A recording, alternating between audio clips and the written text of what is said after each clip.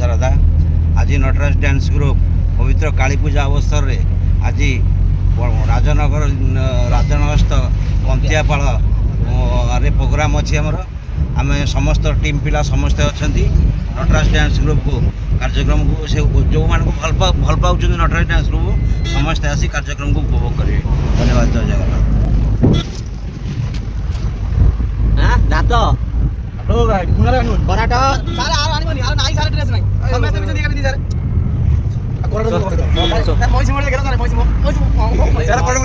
Karat